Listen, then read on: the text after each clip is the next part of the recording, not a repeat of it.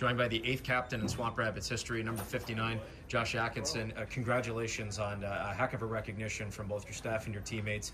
What did that moment mean when Coach Costello pulled you aside and said you're the captain of this team? Yeah, it's pretty exciting. I mean, never had to wear a letter before, so a little new for me, but excited to hopefully do a good job and do my part in helping this team be successful. You're nearing a career milestone of 400 games between your time in Europe, your time in North America.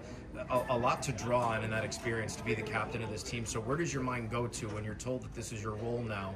Do your expectations change? Does your process change at all? No, I think I think if we want to be a good team, any good team, it's not just one guy leading the way. It's a team full of leaders. So from the young guys to the old guys, everyone in between, we all got to find ways to hold each other accountable and do the right things and play the right way. And if we can all come together and we have a group of leaders, then we'll be a successful team. If it comes down to one guy, then that's a lot to carry for one person. So I think we have a good group here, and we got a good set of leaders, and we got a good set of young guys, and everyone's kind of pulling at the rope, which is what you need the most. You've been on different teams, different leagues, different continents playing this game. What leaders previously in your locker rooms do you draw on for experience in taking this role on? Yeah, I think probably like my most like the captain who made the most impression on me was probably my first year with Derek Nesbitt, just kind of leading the way. He played a long time, did whatever it took. He's a great teammate and stuff like that, and then I guess just kind of everyone along the way. I've been really lucky with the group I've had of leaders all the way through my career, so it's hard to just draw on one guy, but I think Nezzy stands out just because I was a young guy just trying to find my way in the league, and he kind of helped me along, and everyone who knows Nezzy knows what a good leader he is. And the last thought for you here, again, with this leadership group being announced, you taking on this captaincy, where does this team go from here as you take on the last undefeated team in the ECHL tomorrow morning, and then you've got another 4-game stand at home, and then the rest of the season they're on? Yeah, I think we're starting to get back on track here. We're just trying to get wins, so taking it one day at a time, and continue gelling as a group. I think our game's grown each weekend so far this year, and it'll be a good test tomorrow to play an undefeated team, and hopefully we can give them their first loss. But either way, we got to just keep growing as a group and keep bringing our game. I like the way we've played the last few weekends, and I think we're continuing to grow, so that's all that matters.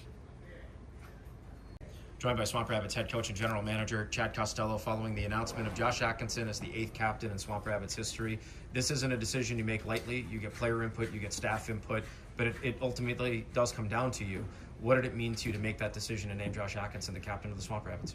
Yeah, it was a tough decision a few weeks ago because I didn't know that the players. I've said this to Painter in the office.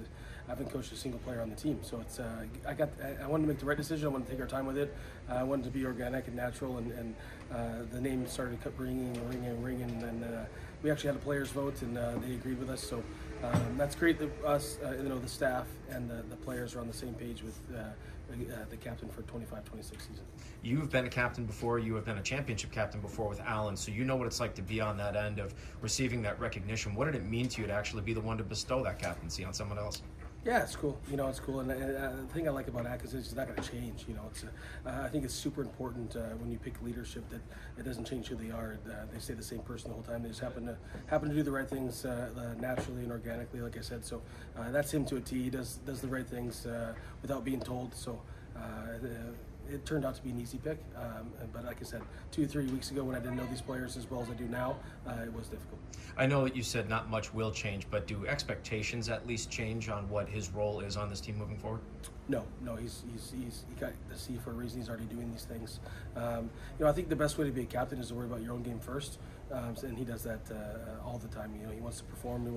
His on-ice performance needs to speak volumes and lead by example. He does those things, and then obviously when you put, when you say the right things in the room, it helps. So, but first you need to worry about your own on-ice product.